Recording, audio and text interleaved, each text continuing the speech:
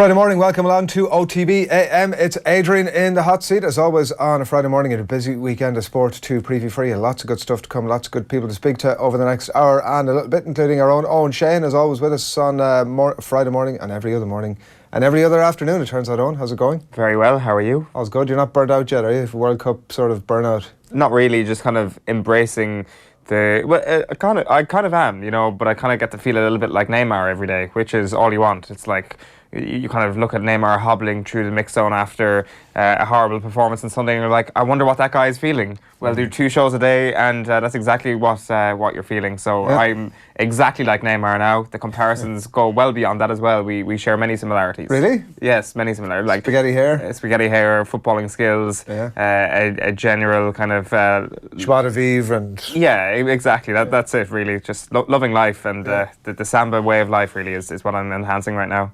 Donegal Callan does write this morning in his column in the Times Ireland about you're never quite playing at 100% as a player. It's always something going on. You know, he says he's fatigued by the conversations about fatigue at the end of the season. That it's the thing you constantly get asked about. Oh, end of the season, you must be knackered, are you?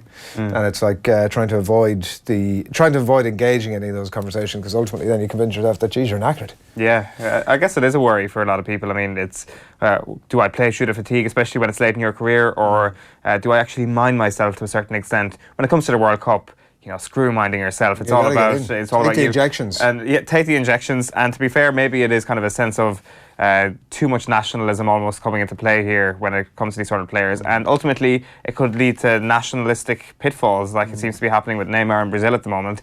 On the alternative though, you look at somebody like Peru, and if you're carrying a knock into that and it's your first World Cup in 36 years, you're playing through that injury. So I guess it all depends on the circumstances, but yeah, it's an interesting one. Fatigue is something I'm fatigued of as well. What sort of juice do you take to keep you going during World Cup daily? Just corticosteroids inject into every single joint in my body. Yeah.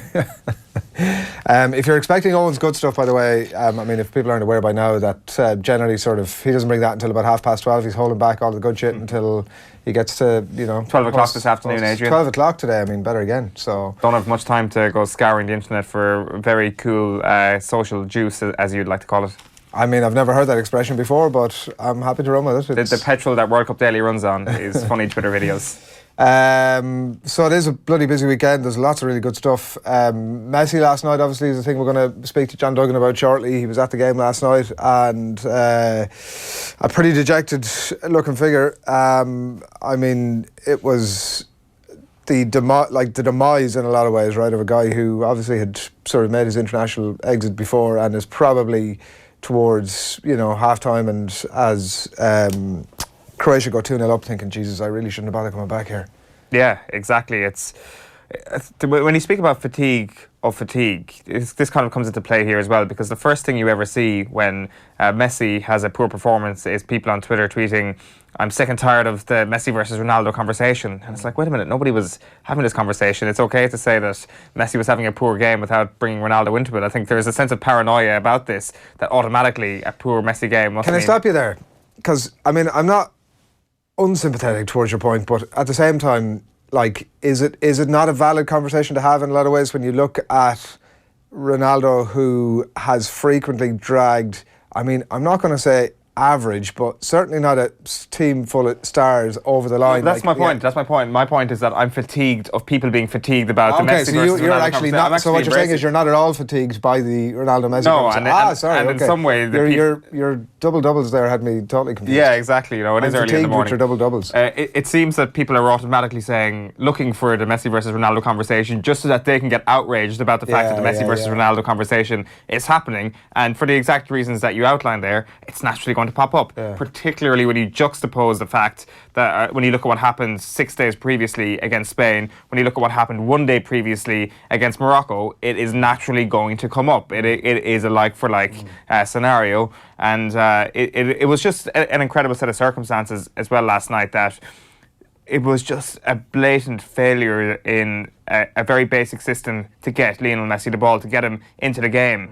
And he was absent. He couldn't put a stamp on the game whatsoever. I've never seen this, rarely seen this with Lionel Messi. He was trying hard. Like, it wasn't as if he wasn't trying. When he got the ball, like, I actually looking at him at times thought he was almost trying to do too much. That, like, he was trying to create that sort of Ronaldo moment almost for himself, where he would take on the entire Croatian team and sort of have to shimmy his way through them, because ultimately, like, the evidence was giving the ball to anybody else, it wasn't going to bear fruit in any regard. So I mean, I didn't think it was for the lack of trying. The system, as you say, maybe isn't like. Is it overly complicated? Yeah. Is it like when you think about Jorge Sampaoli, who's played 1,000,002 different formations, as we've heard over the last 2 months or whatever the statistic is? He loves trying out different things. He's overcomplicated the thing. Quite often with international management, it is simply find a formation where you can get your best players onto the pitch all at once. And quite simply, Argentina have failed to do that. That is not all Sampaoli's fault. They are burdened with the fact that they're two of their best players in Dybala and Messi play the exact same position. But then you look at Messi last night, hugging the right-hand touchline. Like, is that a directive from Sampaoli? Is that a directive from Messi himself, where after a while he moves out to the right-hand side? At that point, you're saying to yourself, get Dybala in there at number 10 and have Messi to his right-hand side. Why not play Higuain and Aguero up top together? Pablo Zabaleta afterwards was enraged in the BBC studio. He was just bemused and confused by the fact that Higuain came on for Aguero rather than coming on to play alongside Aguero. And you look at the way they were just completely overrun in midfield because the midfield didn't exist. Like, sitting beside Zabaleta was Cesc Fabregas, who said that Argentina played with 5 attackers and 5 defenders, which is a dream for any midfielder to come up against. And when those midfielders happen to be Luka Modric and Ivan Rakitic, then you're in a hell of a lot of hot water, and so we saw last night. Yeah, and it's difficult to know even from a Croatian point of view. We'll get into it, John, in a while, but is this a team, dark horse team, that have the capacity to go deep into the competition, or have they just actually come across a very average Argentina team? Like, the evidence is there with that Argentina team that they are pretty average. If you look at their qualifying campaign, they'd won their final game of the last 5-6 games, whatever it was. Like, the evidence was there to suggest that actually they were going to fall flat in their arses. They were in trouble for a time, but like when you look at Croatia, they're going to get Denmark into the last 16 now. So a path past Denmark to the quarterfinals is fairly negotiable. At which point, though, they will get one probably of Portugal, Spain, or Uruguay, and that will be one hell of a quarterfinal. It's not as easy. Like, the biggest winners actually from yesterday are France. Assuming Iceland do the business against Nigeria today, France are going to be the big winners. France could plot a path to the semi-finals by beating Russia and by beating Iceland, which is a fairly negotiable path. Well, beating the Russians, Owen. Well, you know, there's... Let's not assume that. Let's not assume that, but in hindsight, when you're looking at your 2018 wall chart in 10 years' time, when you're looking back at France making the semi-finals, you're like, well, that was rather easy, wasn't it? Russia and Iceland. Yeah. They got a very easy draw there. The little asterisk beside Russia, will they be at that point? I mean, I don't know. Well, who knows? We won't speculate. Asterisk in being, you know, just being the best team in the history of football, that's maybe. Exactly what that's what I would say at the bottom. Exactly what I'm insinuating. Yeah, absolutely, yeah. So it is a busy weekend. We've lots of good stuff to get into. You're out and about. We might talk to you about that in a little bit. Here's a bit of a flavour of what's coming up over the next hour and a bit. We're going to give you some sort of a sense of what's happening across the newspapers in just a moment's time. John is standing by. He's in Russia. He's in Nizhny, whatever it's called, and we're going to be with him in just a couple of moments to discuss last night's game, which he was at, and also he's going to England-Panama on Sunday, so we'll have a little bit of a preview of that, including some of that leaked team news that's come through over the last 24 hours. It is what's a WC weekend? What are we? World Cup weekend number 2. World Cup weekend number 2. Yeah, well, I was like trying to piece two together there as we went. So we're going to discuss some of that. We may or may not be talking to Kevin Kilbane about that stuff, depending if he answers his phone. So let's not make any promises in that regard. We're also going to speak with Fiona Coughlan because it is a huge weekend of rugby, of course. The third and final test in Sydney as Ireland and Australia go at it. And some late, I don't know if it's concerning team news or not from an Irish point of view. The Sean Cronin sat out this morning's captain's run. Seems as if it might be just a bit of a sort of precautionary thing, but Jesus, it'd be an awful shame given the break that he's eventually got if he was to be injured and miss out. So we'll discuss all of that with Fiona a little later in the show. And we sort of figured we should talk a little bit about the GAA and a provincial final that might...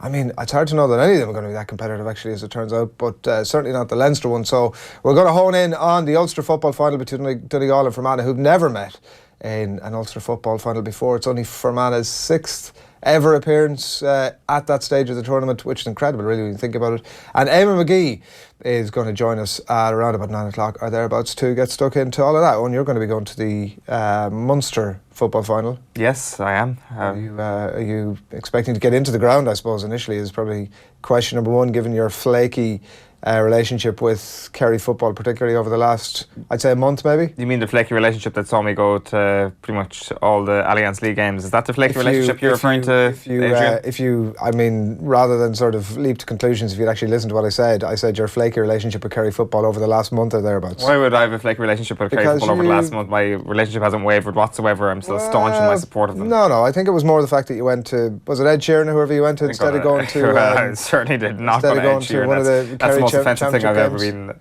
That's the most offensive thing I've ever been accused of. Is well, I mean, you had some interesting words about Ed Sheeran just right before we came on air. I don't know if you wish to share those with the. No, I don't wish to share the kind of massive put down of Ed Sheeran. I don't want to break any Ed Sheeran fans' hearts this morning. Ed Sheeran and a leading GA pundit both came in for some on-chain ridicule right before we came on air. But I mean, if you're not willing to share it, that's absolutely fine. I think I'll keep those to myself this morning. Don't want to libel anybody.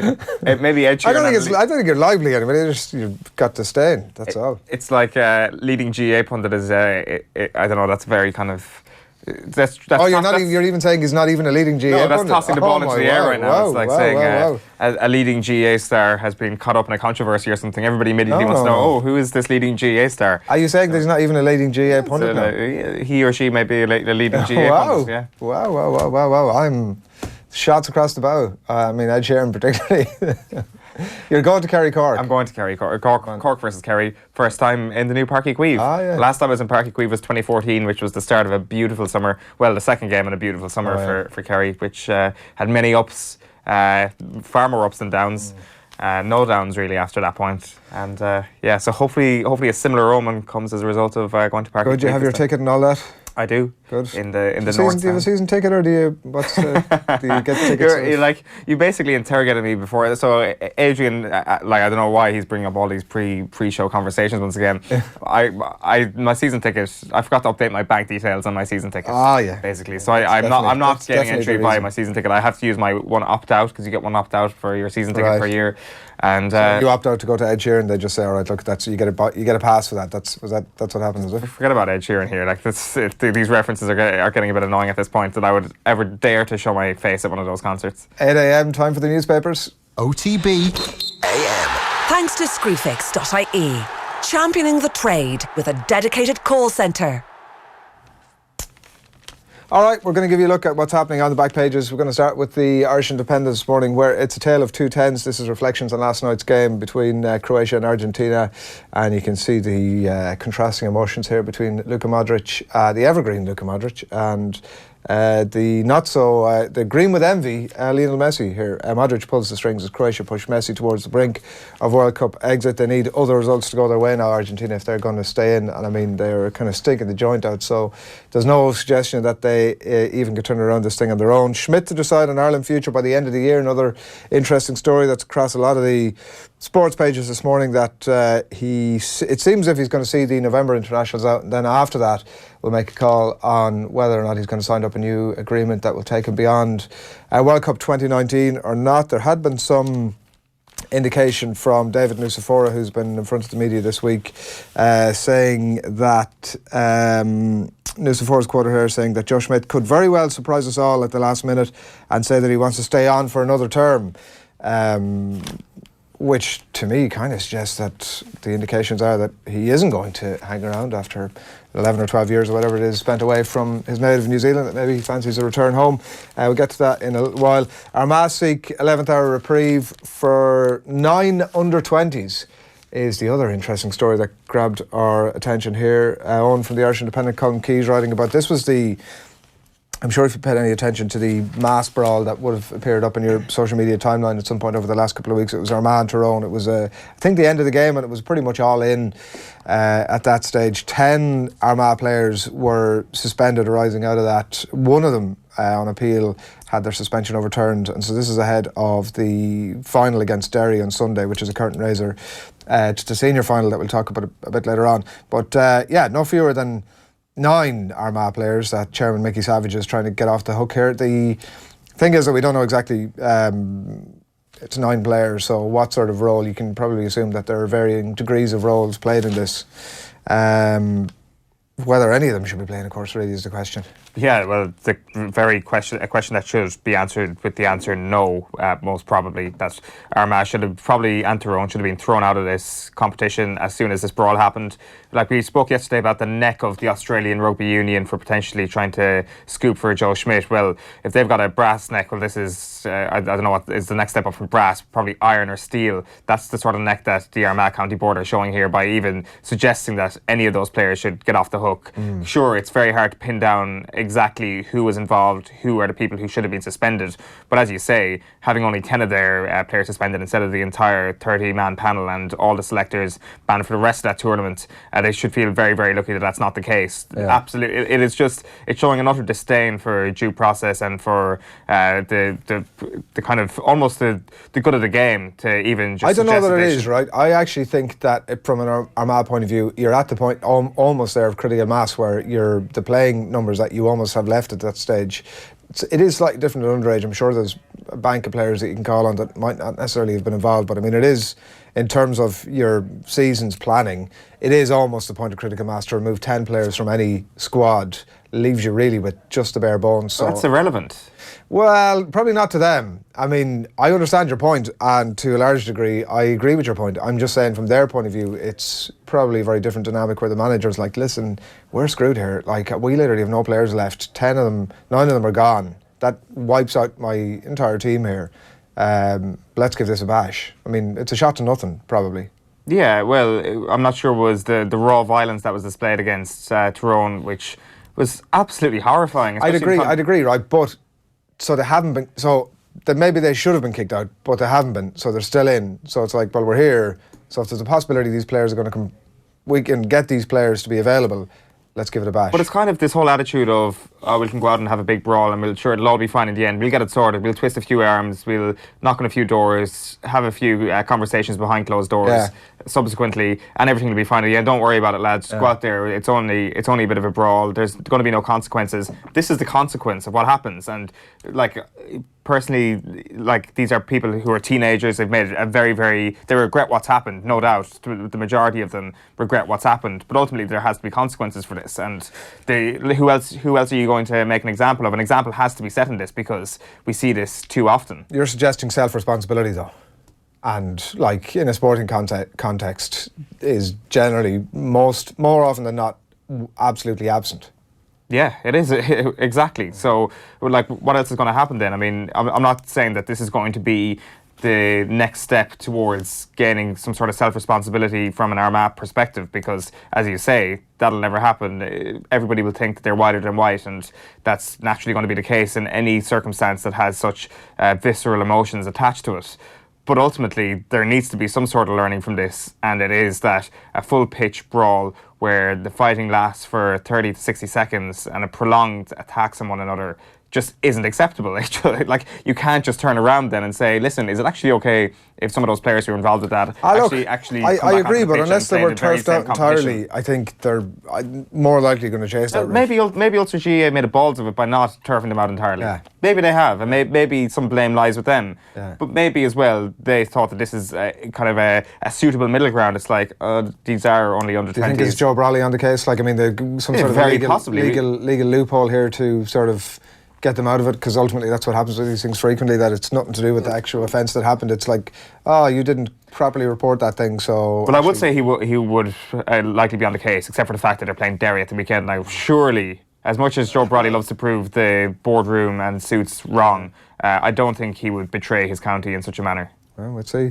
The Irish Examiner front page this morning there, that is a shot of Joe Schmidt from the press conference yesterday. December deadline, Schmidt to decide Ireland future by the year's end is written pretty extensively in that newspaper today. So I think it's we're sort of in the unusual position with Joe Schmidt that we're all sort of hoping he hangs around because he's doing such a stellar job. Like, we get very sort of bogged down in the little bits of conversations. Like, interestingly enough, we've had such such an amount of conversations about Sean Cronin and what the hell is happening with Sean Cronin, and the fact that he's clearly not in Joe Schmidt's World Cup plans, of course, then before he pulls him right back in. But it's been rare in my lifetime that a manager of a national team has had such a swathe of public opinion behind him. I mean, he's winning, and that's sort of the be-all and end-all. But everybody wants him to hang around for a significant period of time. Naturally, like, what was the clamour like for Jack Charlton to stay on?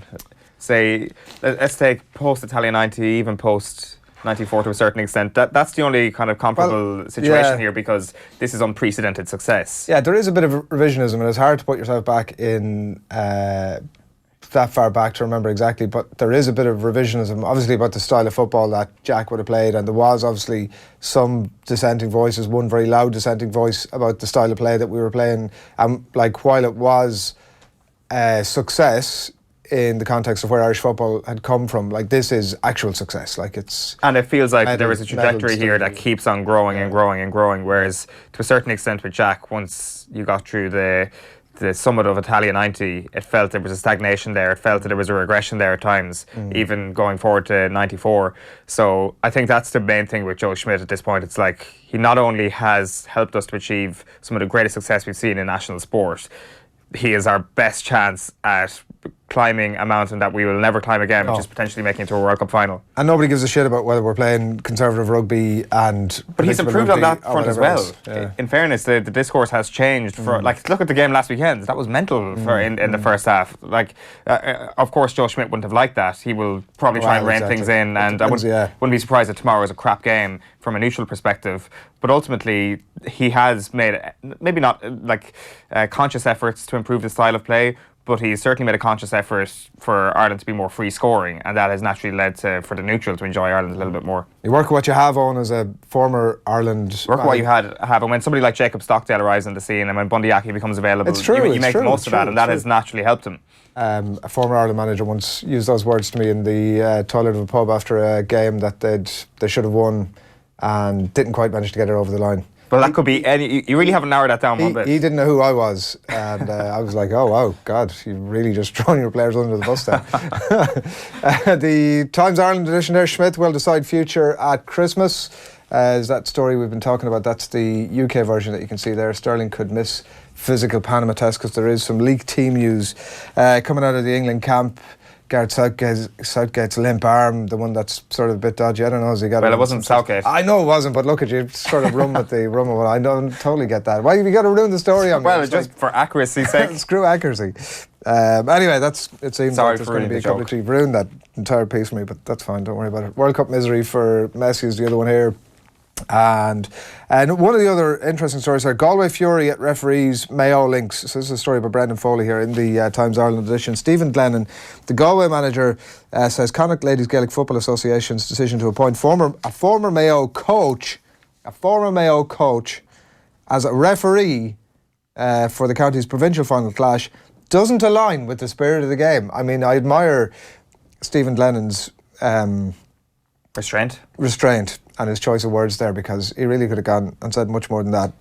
So it's the Connacht Senior Football Final. It's Galway against Mayo, and the Connacht Association have decided that they're going to appoint somebody from Mayo who is a former minor Mayo coach who has jumped over the border to Roscommon, so flies the Roscommon flag to all intents and purposes. But like, this is an outrageous appointment. Yeah, there's good detail from Kevin Egan and Owen Cormac in the Irish Examiner as well today. Jerry Carmody is the referee in question. Not that it's his fault at all. He's completely absent to blame here in this situation. He's been given a game. Only that you could say, listen, lads, you know I've got these ties. Maybe it'd be better if I sit this one out, because it's a hiding to nothing for everyone. He refs under the Roscommon jurisdiction at this point, so they are looking at that and they say, right, we're going to take a Roscommon ref to ref Galway versus Mayo.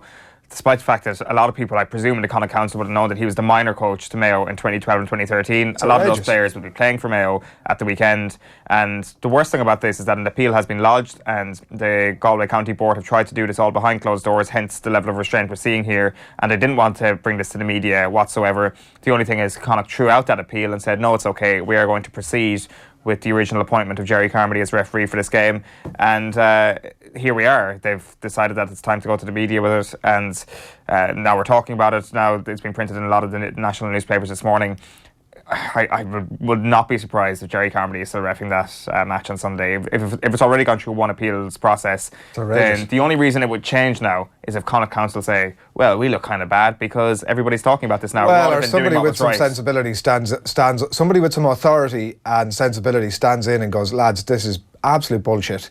That's not happening. We're changing that referee. Sorry, I'm sure you would have been fine, but we'll get you another game again down the track. You might understand why we need to replace you. Like, I'm sure the referee in question would probably say, look, that's absolutely legit. I think so, I thought it was a bit weird myself, to be honest with you, but let's crack on, you know. Yeah, no, I think so. I think it's not a matter of Carmody being under the microscope here a little bit. I don't think it's really...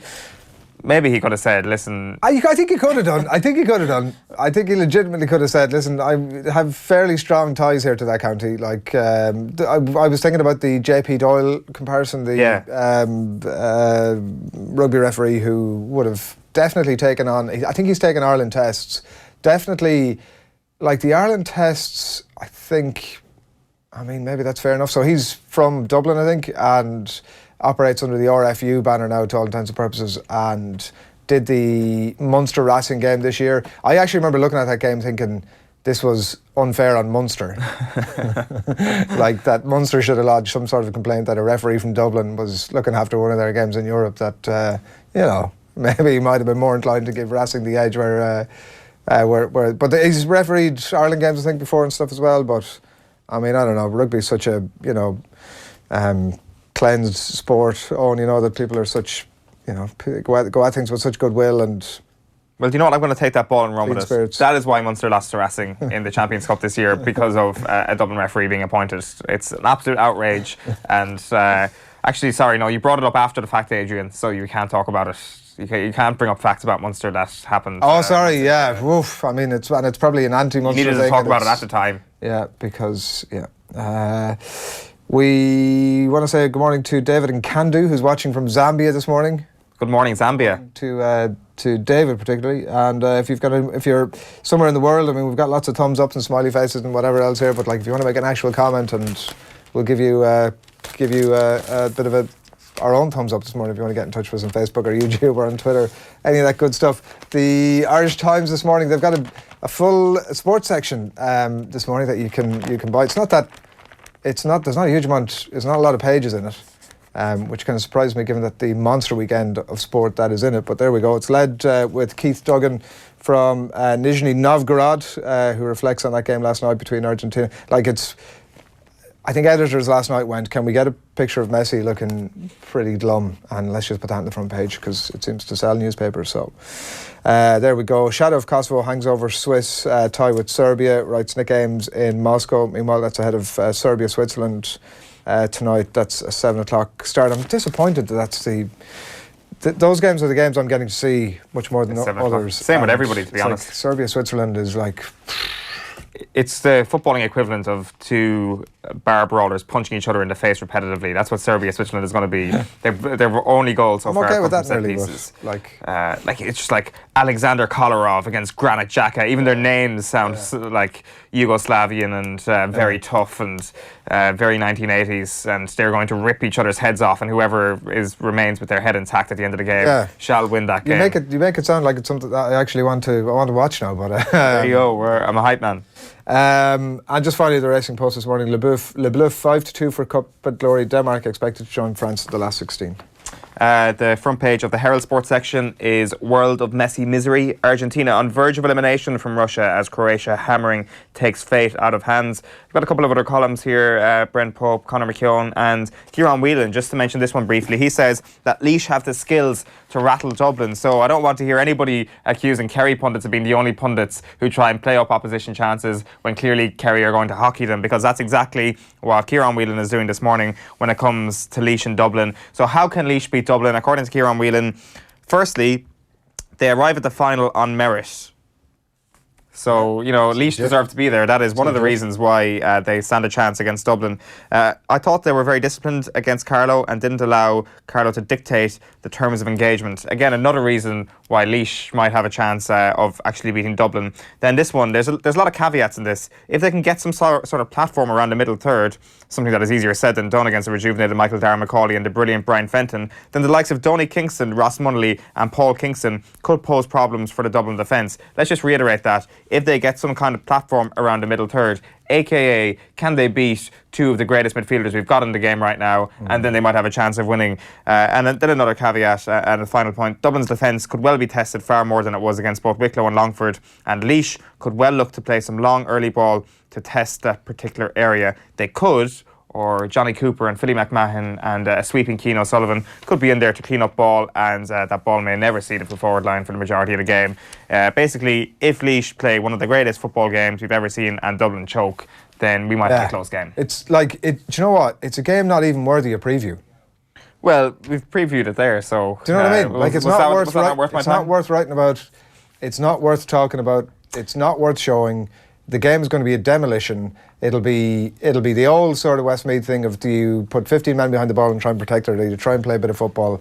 It's reason A as to why provincial championships should have a bullet put in them.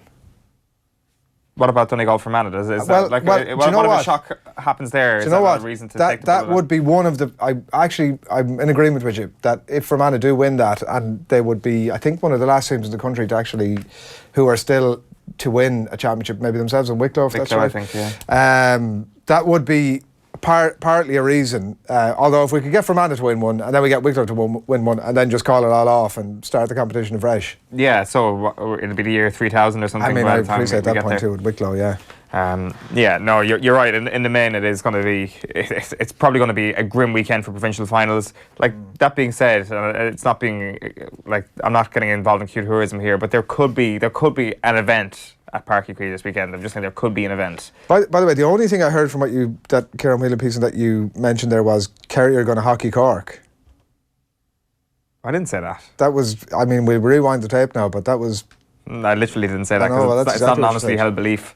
On the back page of the Mirror, it's Fred Devil, £52 million midfielder. Say Cork won't make the Super 8, so you know. Well, I did say that, but that's a different matter entirely. Well, Kerry going to hockey Cork was the cliff notes that I got out of it.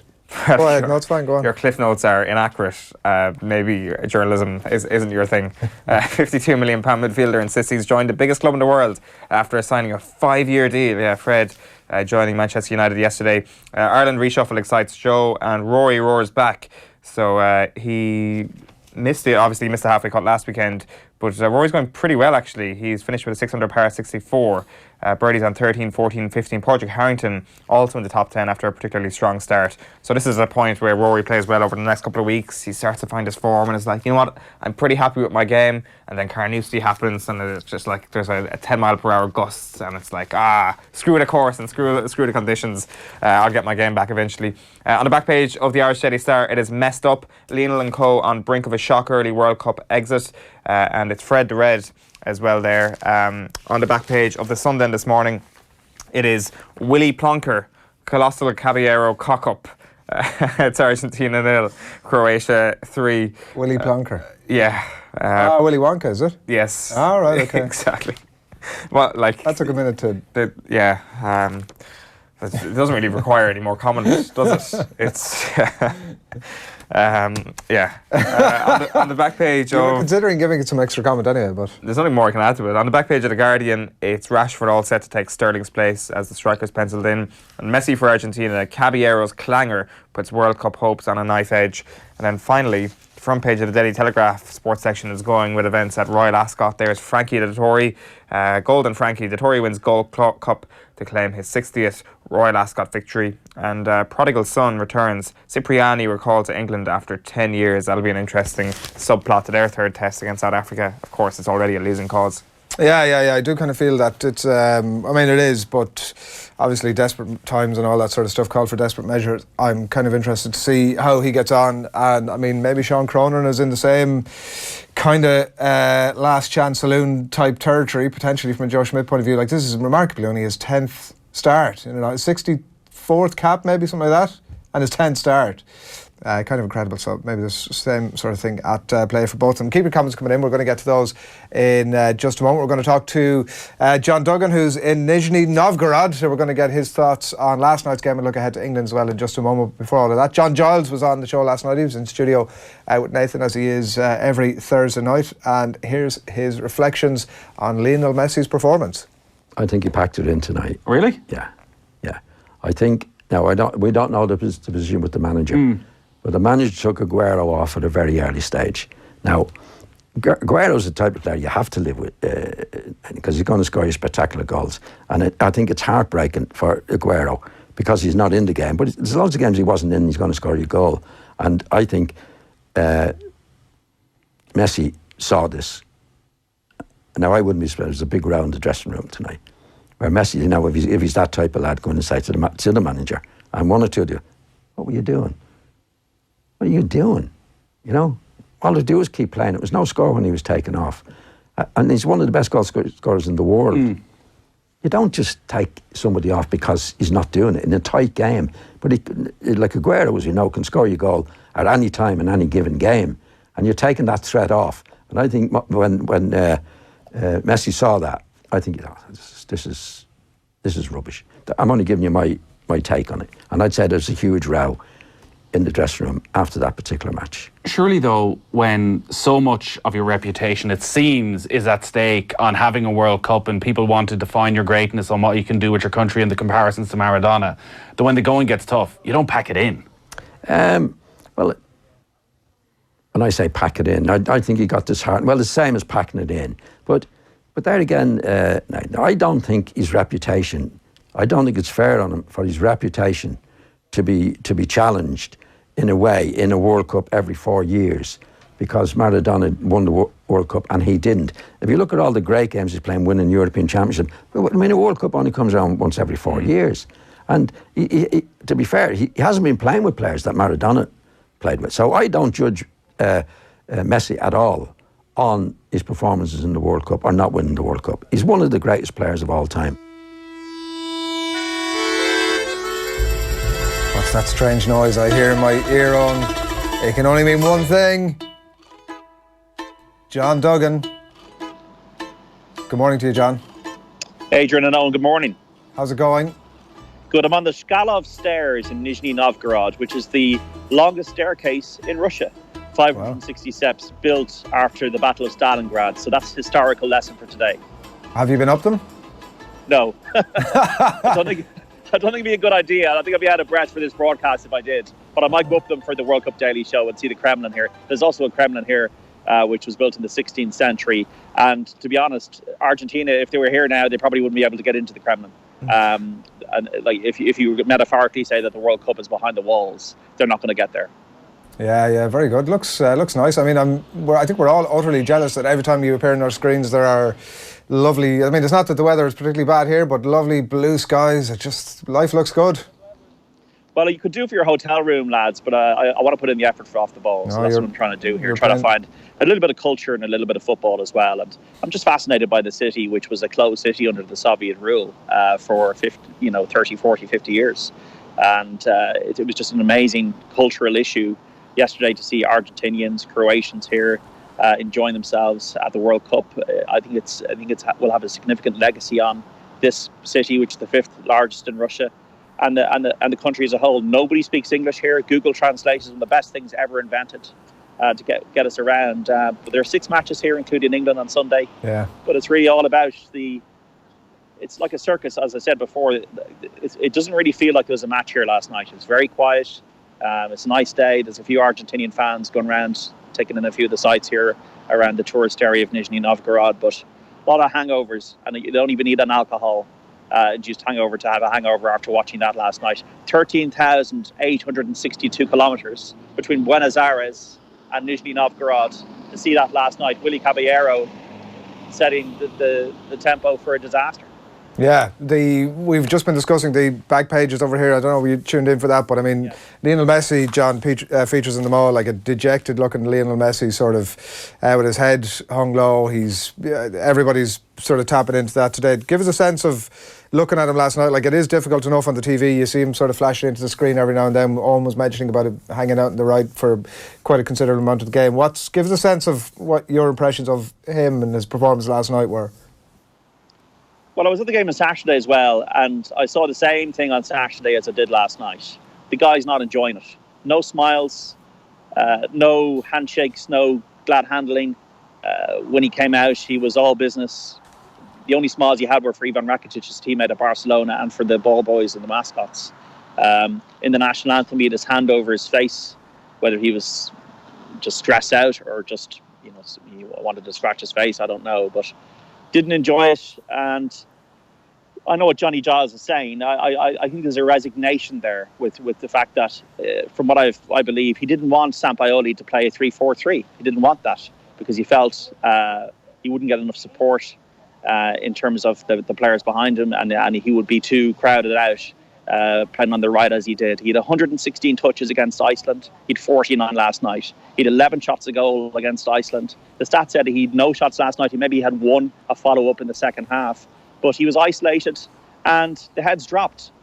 And for me, if you're talking about the greatest player of all time, somebody who scored over 600 goals for club and country, I think you need to see a little bit of leadership. I think on Saturday, he wanted the ball. He was probably given the ball too much. Last night, he wasn't given the ball at all. And when he felt that the game was slipping away from him, I didn't see that. He's not a player who, unlike Ronaldo, who I watched the other day against Morocco, is constantly berating the players, preening, sometimes doing the Torvin and Dean act, the theatrical act. But there's a constant narrative of Ronaldo in the picture, whether he has the ball or not. When Messi isn't firing, or he doesn't have the ball, or he isn't creating something or accelerating and showing what a brilliant player he is, he's not in it at all. He's just moving around on his own.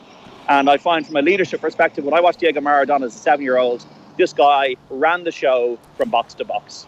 Of course, Messi's a different type of player, but it's that leadership, and it's that, come on, lads, and it's the kind of getting your teammates up for it. That I don't see that from anybody in the Argentina team. Didn't see it from Mascherano, didn't see it from Messi. Of course, they took Aguero off, and the coach has got a lot to answer for. He looked like a guy who wanted to get into a nightclub before the game, or during the game, and he looked like a nightclub bouncer who'd lost the head, towards the end of the game with the jacket off. He, for the 13th time, changed his team. He went for a 3-4-3 now. How can you change both? You take 3 players out of the team and you change your formation with a space of days.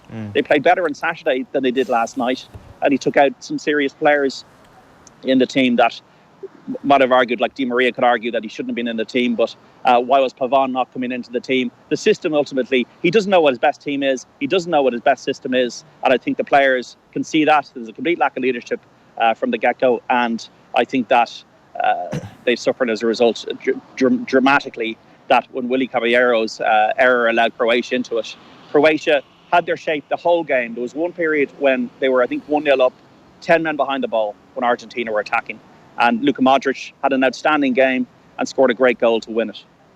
Yeah, is there a sense that Sampaoli has just completely overthought this thing? That there was times last night when I'm watching it, I'm thinking to myself, just play a 4-4-2. Like, you look at Meza and Perez, who play for Independiente and River Plate, in front of a 34-year-old Mascherano who's playing in China. Like, that is a terrible midfield, John. Why not take one of them out, go to a 4-4-2, and of course you've got an extra striker there, which would allow you to play Aguero and Higuain on the same pitch. It's all very simple. Get your best players onto the pitch instead of playing 3, 1 ageing midfielder and 2 bang average midfielders, especially coming up against that Croatian midfield. It just seemed like Sampaoli is tinkering. He's like a football manager academic or something who wants to try different things out on a video game.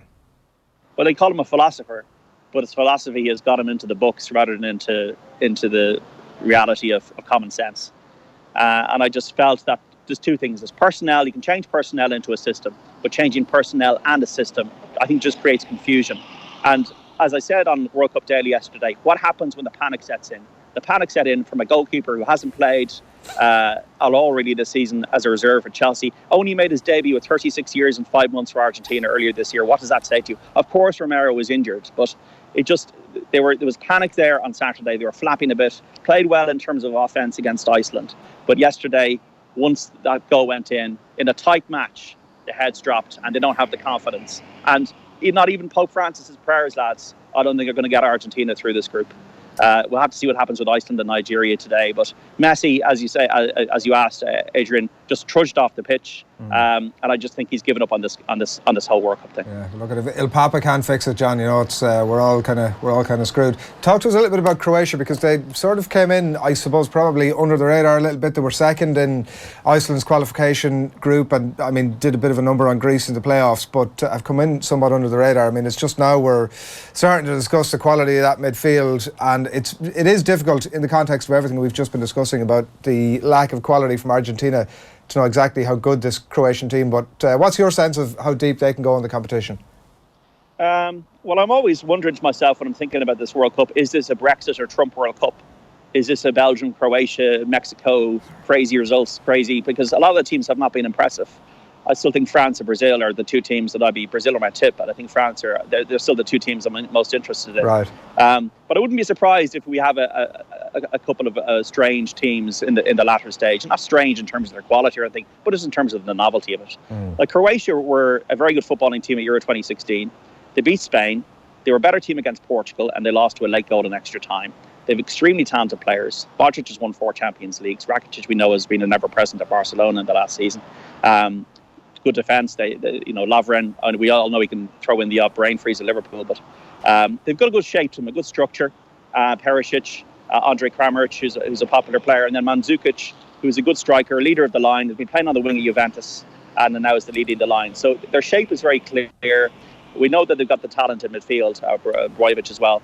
But they're a team that I think that they can beat anybody on their day. I thought they were poor in the first half. I thought they improved in the second half, but did Argentina make them look good? I mean, even early in the game, they were making huge hay down the channels, and then the flanks, which is another tactical highlight about Sampaoli's thinking. I think if they top the group, they'll probably be playing Denmark. So I think they could beat Denmark, and then they might be playing Spain in the quarterfinals. They could be one of them. They could beat Spain, they could beat Denmark on their day. Can they beat both of them? And that's the kind of question I would ask, is can they beat two teams to get to a semi-final as they did in 1998? But at least they have a structure, at least they have a shape, at least they have a talent. I think the question mark a lot of people had about Croatia was they had a lot of off-field issues. Their coach is new, they sacked their last coach. Modric is involved at home in a perjury trial relating to a tax fraud case from a Mr. Big of Croatian football. He used to be at a man called Mr. Mamic. He used to be at Dinamo Zagreb. Lovren's gotten embroiled in this as well.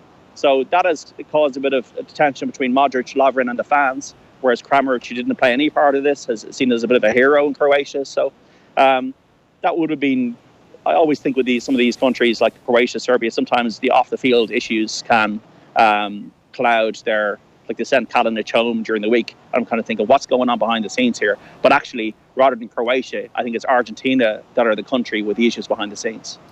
Are you definitely ruling Argentina out of this? Like Nigeria against Iceland today, Iceland going into big tournament matches favourites for the first time, really, like in their kind of brief history as kind of footballing, as somebody who can go toe to toe with footballing superpowers. Like they had 22% of possession against Argentina. It wasn't an earth-shatteringly amazing performance from Iceland. Nigeria are looking around their dressing room after a pretty woeful performance against Croatia, but we know that they're not that bad. We know that the players that they have can cause Iceland problems. That it wouldn't be the shock of the tournament were Nigeria to beat Iceland tonight. At which point Argentina, the door is open for them again. Yeah, the door is open, but the door is open for delaying the inevitable.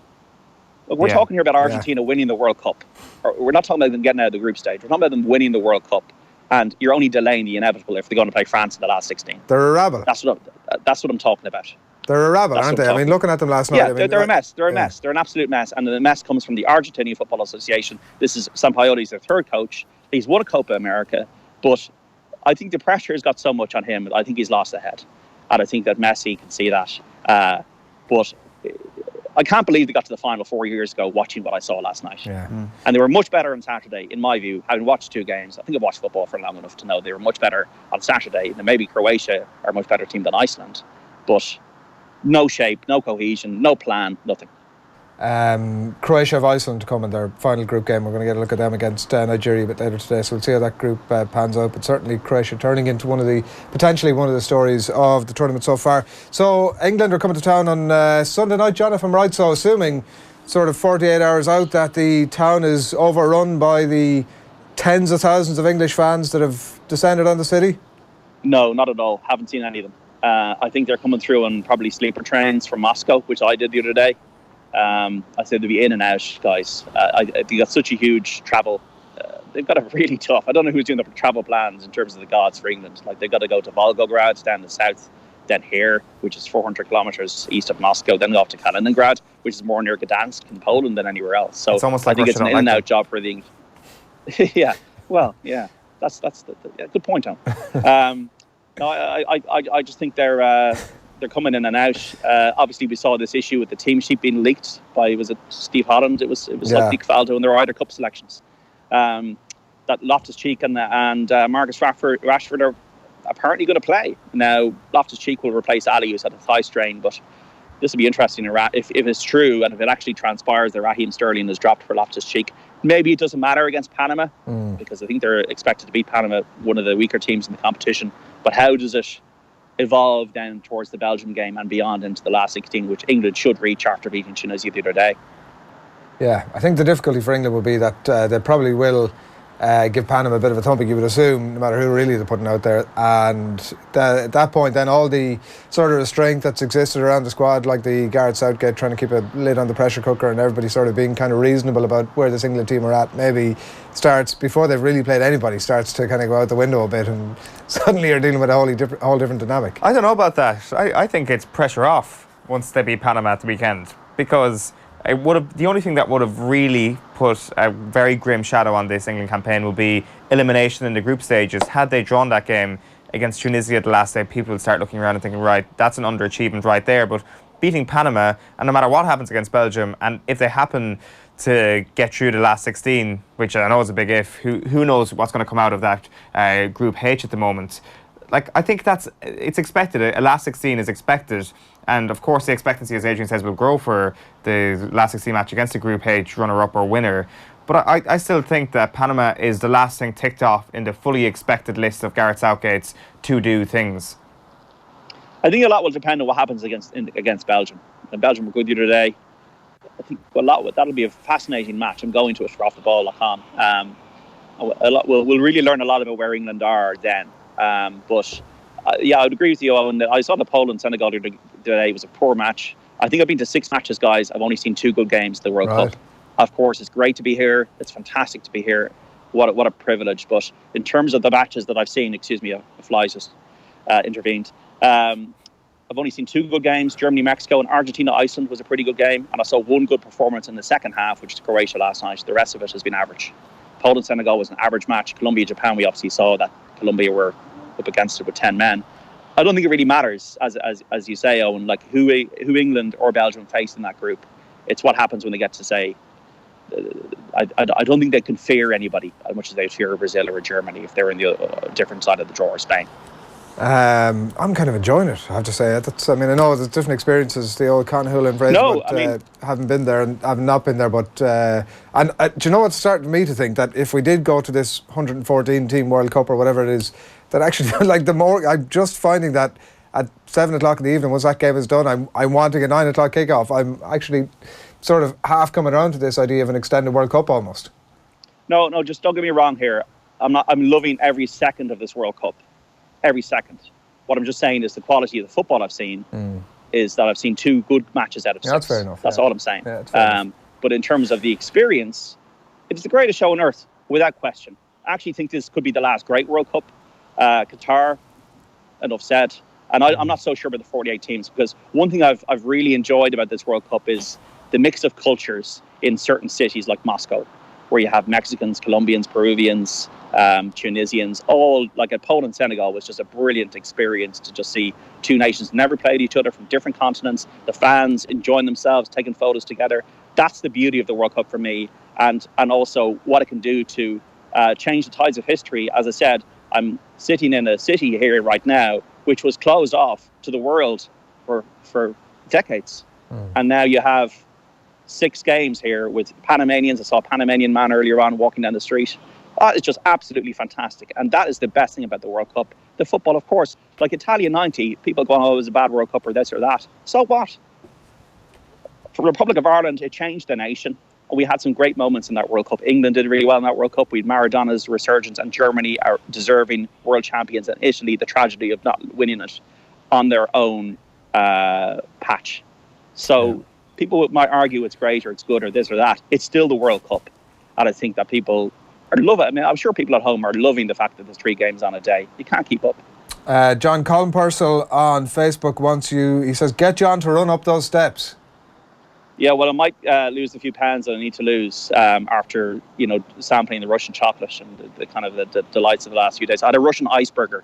It's exactly the same, folks. Right. I'll put it out on Twitter. It's exactly the same as an iceberger you get back home. It's hard to beat an iceberger, I find. Like, you get all these Ben & Jerry's stuff and all this going on, but actually an iceberger it's a quality ice cream. Underrated. But this is a bit like Skellig Vaheel, lads. This is Skellig Vaheel territory. What's behind me here, in terms of the climb. But look, we might give it a go. Give it a bash, John. We'll talk to you over the weekend. Thanks a million. All right, lads. Take care. Thanks a lot, John Duggan. There, live from 150 odd steps in Nizhny Novgorod. Is he going to be on with you on World Cup Daily a bit later on? Of course he is. It's World Cup Daily. It's the John Duggan show, really. Yeah. It's definitely not the same conversation, but with a fancy sting in front of it. Well, you do save your best stuff for World Cup Daily. We're aware. The audience is aware of that. We're all aware of it. It's fine. All those killer lines you haven't heard this morning. I'm just bursting to say them. Noel Brino I think he's on Twitter, says, in fairness, it wasn't difficult to find a picture of Messi looking glum. He spent the whole match looking glum. I know he wasn't quality around. There wasn't quality around him, but that must have been the worst captain's performance ever. No motivation and sulking. Yeah, the worst captain's performance ever is probably a bit harsh. It's a small bit harsh, but there's been a lot of talk about the example that Cristiano Ronaldo sets, that people kind of say, oh, he's a great footballer, but I don't really like the example he sets for my kids or something like that. Where in actual fact, he sets a far better example than somebody like Lionel Messi, the moping around, the kind of resignation at a terrible situation that I'm not going to be able to pull this out of the fire, so I'm going to kind of return to a walking pace and mope around for the pitch. Whereas on the other hand, and I hate to bring it back to this conversation again, you've got a man who's like, just give me the ball and I'll do it. He's got a can-do attitude rather than a can't-do attitude. Here's the thing. If any parents out there are putting all their eggs in the basket of allowing any sports person to dictate who their heroes should be or who should motivate them in life, like, you're going at it the wrong way. Oh, well, I'll take your word for it. But why would you? Oh, young man, young girl, look at Cristiano Ronaldo now. That really is how you should behave. This is what you should aspire to. Like, that's, calling your child young man or young girl is probably the first problem. Like, could have come up with some names, but then you're starting to personalise it and you don't want to sort of stigmatise anybody. But do you know what I'm saying? Like, we have these conversations all the time about who kids should aspire to. If they're aspiring to be sports people who flit in and out of our screens and we don't know first thing about them, we're going about it the wrong way. Well, shoot for the stars, you'll land on the moon. Shoot for Lionel Messi, you'll end up being Maximiliano Meza or something. Goldie Wilson says semi-final would represent a very successful tournament for Croatia. I think that's a fair enough point. A couple of other comments here on some of the other topics we've been discussing. Michael Kinahan says, of course Armagh took that attitude on. That is the way things have... we have things in the GAA, unfortunately. Take no responsibility for offensive actions. Always and ever look at how we get the lads off, says Michael Kinahan. I don't think that's necessarily unique to the GAA, mind you. I think that's there is kind of across all sport, though, right? Of course there is, but there is far more loopholes in the GAA. There is far more of kind of an attitude of, sure, look, it'll be grand in the end, and things have a way of working themselves out, kind of thing. Sure, aren't they right? Yeah, exactly. It's an Irish thing rather than a GAA thing, and because GAA happens to be our Irish sport, then I think that's the way it naturally happens. Yeah, for a lack of bureaucracy, bureaucracy is good for multiple things, and a lack of it in certain elements of the GAA can lead to its own certain pitfalls. Niall Shinners points out that it's 500 and odd steps, not 150 odd, I think, as I was saying. It looks a bit short to be only 150 odd, yeah. Facebook. Another interesting one on Facebook that we might not, I was going to read it, but I better not. Vivek Sharma here says, the Irish cricket team are going to play India on the 27th and 29th of June. It's going to be the most watched event on TV ever held in Ireland. Of course it will, yeah, with everybody back home, yeah. Yeah. That's a good statistic, actually. That's a crappy quiz question right there. Yeah, I mean, that's one ticked off the list for a little bit later on. We're going to talk rugby in just a few moments' time. We're going to get into a preview of that third test in Sydney tomorrow morning. But before all of that, Rishtart Cooper and the Rishtart Cooper bit, which is going to be a feature on off the ball over the course of the World Cup. He is grilling our very own Keith Andrews on one of his World Cup colleagues.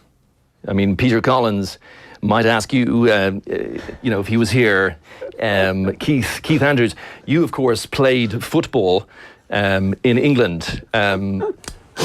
So what was that like? Did you enjoy that? Of course, the ball is a different design now. There's more black and white on the ball. Will that affect players going forward? Do you think does that affect the flight of the ball, Keith? Is that affecting the VAR decisions? The VAR. Don't get me into that VAR. The VAR. He makes VAR sound like some kind of an alien intervention, doesn't he? The VAR. Red dwarf. How are you feeling about the VAR? You a Peter Collins fan? Big fan, yeah. Right. Of course I am. Who isn't? National treasure. That is true. The lack of Formula 1 really screwed him over. That's true. That's Jesus. I would have thought that would have been around the time you were born that he was doing that stuff. No. Right. How old do you think I am? Like 15? Yeah, ish. Oh, I'm not 15. Okay, very good. Now that we've established that Owen is not 15, let's talk some rugby. Australia are going to play Ireland, of course, in the third and final test in Sydney tomorrow morning. I'm delighted to say that Fiona Coughlan joins us on the line to discuss all of that. Morning to you, Fiona. Thanks a million for taking the call. I want to get straight into it. Sean Cronin is a person that we've spent a whole bunch of time speaking about on the show over the last couple of weeks, primarily in the context of where the hell is this guy's international career? What does it mean for his World Cup? It looked as if he was totally out of Joe Schmidt's plans. It's been an absolute roller coaster for him. I do understand the latest coming from Sydney was that he sat out the captain's run, I think, this morning, but it seems as if it's just precautionary, that he's going to be absolutely fine to take his place in the front row tomorrow. So he's gone from sub, he's gone from not being in the squad to starting this game tomorrow. I'd certainly assumed last week that was kind of it for him. What's your sense of Sean? I mean, it's only his 10th start in an Ireland jersey. What's your sense of where Sean Cronin is at in Joe Schmidt's grand plan? I think the plan was always to give each of the hookers a start.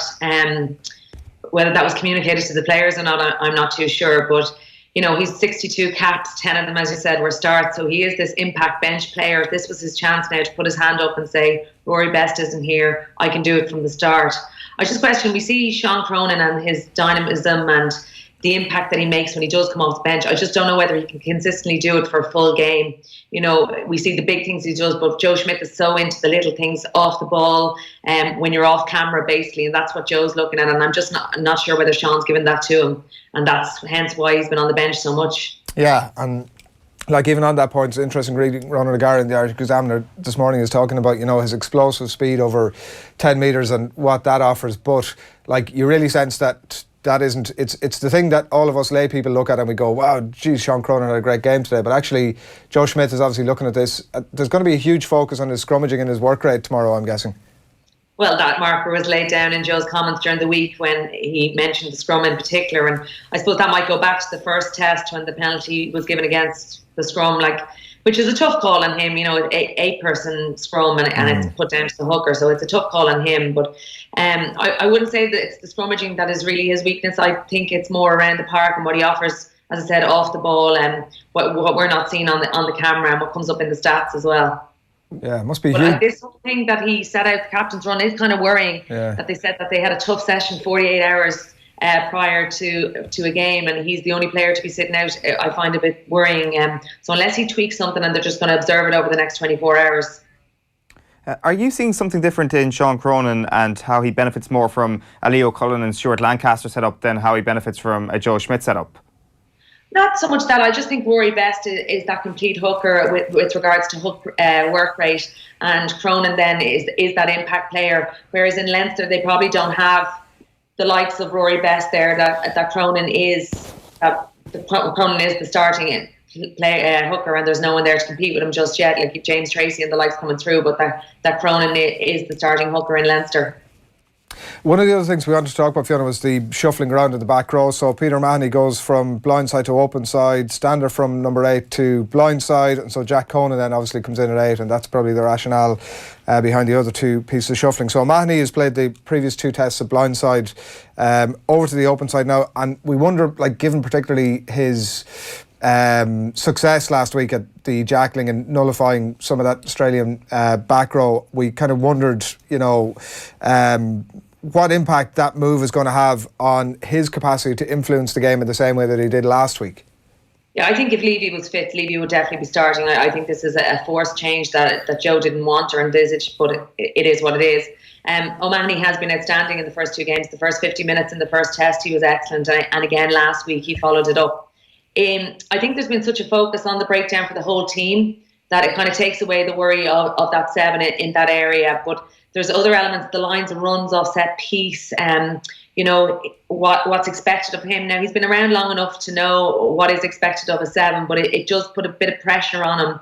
I think it was done also to balance the experience on either side of the flank to allow Conan get in, and it's a huge test for Conan. Like, he's had eight games he's come on 8 times for Ireland, and he hasn't really imposed himself like he's done at Leinster. Yes, it's a different level, but he is a player with huge speed off the base of the scrum. He's a skillful player as well. So hopefully with the 2 experienced guys on the flanks, that we'll hopefully see a little bit more Conan getting involved in the game. Is it easier to be that sort of a jackal player like that? I mean, Pocock template almost. Is it easier to be that jackal player at blindside, or like at 8? Does it take a bit more effort to do that sort of thing? I mean, I'm just wondering if we're going to see a different sort of performance or a different expectation of the performance almost from O'Mahony this weekend. No, I think he'll still go about his business and what's expected from him as a back row player. It's to be noted that Australia have changes in the back row as well, and Pocock's gone to 8, which changes his game slightly as well. So, that change was made because of their line out. They brought in a line out jumper in Tui. So I don't think it's going to come down. Obviously, the breakdown is the key, but not so much a battle of the back rows. It's the whole team's performance around the breakdown, which was key in the second test. Do you think Joe Schmidt is kind of happy that he's had to shuffle his back row? He's been presented now to a situation that may present itself in the World Cup where they may have to shuffle the pack. They may have to play people like Peter O'Mahony in a position he's not used to playing, or he's only played there once before in an Ireland jersey, because we know how injuries can hit in a World Cup. I don't think Joe's ever happy when things don't go his way and he's not in control of the situation. But that's ultimately what's going to happen in a World Cup, and you can never, we're 15 months out from World Cup. The injuries are going to happen, hopefully not to frontline players, but if they do, we need players to slot in where they're needed and to do a job where they're needed. So it puts pressure on the coaching team, it puts pressure on the players, and it's what players stand up to that pressure, and that's going to be the key thing that Joe's going to be looking for. What about some of the, in terms of some of those back, obviously there's enforced changes in the back as well, and Bundy Aki is back in the midfield, and Robbie Henshaw pushes out to 13. It's probably not the vintage series so far that we might have expected from Henshaw from the performances that we would have seen previously. Aki obviously brings a little less subtlety almost to his play than like a Gary Ringrose might. Are we slightly weakened in those positions now from last week? I wouldn't say weakened, I'd say different. Ringrose, we saw it in the Six Nations when he was out injured. He came back in for the Scotland game. He shored up defence in that 13 channel, and he offered something in attack as well. We saw in the first game, Henshaw coming back from injury. He was a bit rusty. He made some bad calls defensively. He wasn't involved in the game as much in attack as you would have liked to see him. I think Henshaw would have learned an awful, and a key, because he created opportunities, but he didn't make the right decision at the right time. So I think they'll have learned an awful lot from the first test, and they would have worked on it a lot. But I still think that we're missing Gary Ringrose's, I suppose, creativity in attack and his control and just his understanding of defence. But I think the two boys would have learned a lot from the first test, and now it's pressure on them to see, can they put it into place. Yeah, and I suppose in a lot of ways anyway, it's like the point about Joe Schmidt trying to prepare for a World Cup that we haven't, he surely has an ideal 15 players in his mind and where those players will play, but obviously over the course of the World Cup that tends to change as it goes, obviously. One thing that sort of interests me in terms of the bench, Fiona, you might talk a little bit about it, is obviously Ross Byrne's selection there, and I mean it's good to see him get his opportunity. It's the only thing that sort of strikes me about it is that it's almost a bit of a thankless task. Like, in the fairly likely scenario that he comes on with about 10 or 15 minutes to go, we're either protecting a pretty tight lead or we're trying to chase a pretty tight deficit. So, like in some regards, it's almost a bit of a thankless task for a guy who's coming in for his first cap. Yeah, like it is, but he's played an awful lot at 10. He's been understudy, I suppose, to Sexton the whole way through Leinster's season when Carberry's been at fullback, so he'll have learnt an awful lot. I don't know how much will be expected of him if he is to come in at whatever stage. Obviously Joe's spoken a lot about him being key at 10 and 12, that he's been training there during the week. So the expectations on him, I only see him coming on if, God forbid, Johnny gets injured or we're in control of the game. So I don't think he'll come on. You think really that if we get to sort of 70 minutes and it's tight, Johnny will see out the 80? I think so. Once he doesn't get injured and there's no tweaks, I think that he will. Like Joe wants to win this game. I think it's important for Ireland that they win this game, just for that momentum and for the development of the team and what they're trying to do. And it's well within them. Like Australia have performed well over the two tests, but Ireland are a better team. Australia have players that can change a game in the likes of Beale and Folau, but I think Ireland are definitely a better team. That point is an interesting one, if you take it on from me, if you will. Just one quote from Joe Schmidt that sort of stood out for me from during the week, where he said that Ireland have a slightly different mindset going into this game, which, I don't know, look, maybe I'm reading too much into it. Sort of struck me that maybe this was an indication that winning wasn't necessarily everything. I'm not saying he wouldn't want to win it, but that winning from this game tomorrow or from this entire series isn't actually everything for him, that there is that thing about sort of betting players in. Is that your sense of it, or do you think this is a win at all costs for Ireland? No, I don't think it's win at all costs. I definitely think he planned this tour to give players time to bet them in, and he has the World Cup in his sights, and he's always had the World Cup in his sights. However, in saying that, it has been disappointing, the lack of game time that the Nines have got. In Cooney and Marmion 2 and 3 minutes each. Hopefully Marmion might get a little bit more time tomorrow, but from that development point of view, we're still lacking at that scrum half position. We have the players there that are coming through, but they're nowhere near the level that Murray are at, and they haven't been really thrown into that pressure environment yet. So we need to either see that tomorrow or we need to see it in the next 14 months. Yeah, there definitely does seem like a less of an experimental attitude from the Australian camp. They've only made 2 changes for tomorrow, so that's, I guess, 17 different starters across 3 different tests, which isn't a whole pile. Like, would you read a lot into that at all, Fiona, that potentially the Australian mindset is more of a killer instinct? Well, Czechia needs the win, I suppose, because rugby over there is at a low. It's a sellout crowd, obviously, the weekend. But in general, it doesn't really take the public's eye or notice. And they're trying to rebuild Australian rugby. So a win against the second-ranked team in the world would be important for Czechia and the direction he's going in the next 14 months as well. Fiona, before we let you away, actually, let's get your prediction first of all. What are you thinking? Are you expecting Ireland to get it done in the morning? I do think we'll win. It'll be close. I thought last week was disappointing the way we were so in control of the game, but really Australia could have pulled away and got it at the end. So I think we will win. It'll be close. It'll be a 1-score game. All right. We before we do let you go, we did speak to you a few weeks back, yourself and Sophie Spence, about the IRFU's decision to ultimately turn down the opportunity for the women's team to go on tour in parallel alongside the men's team in Australia. There was very little forthcoming from the RFU at that time, beyond saying that they wanted to focus on the Novembers. And David Nucifor obviously has been out in the media this week. He's saying that it suited Australia more than it did us. He's saying that what was publicised in terms of the Australian offer to cover expenses wasn't exactly accurate. He says Ireland wouldn't have been at full strength going down there. He says that they look at the women's game as a 15s and as 7s combined, so that's an entirety thing almost, and that the game needs growth domestically. Does that give any further clarity to you in terms of the rationale behind this decision not to tour? I totally agree with all the reasons David has come out with, but he spoke about the plan and the plan they're working off, and I've no doubt from a high performance perspective that there is a plan there and they are working off a plan, but as a whole thing, we're still waiting for this strategy. It was originally supposed to be out in June. It's now not coming out till September, I believe. There's been no reason given why it's not now coming out till September, so it's still a lack of transparency around it.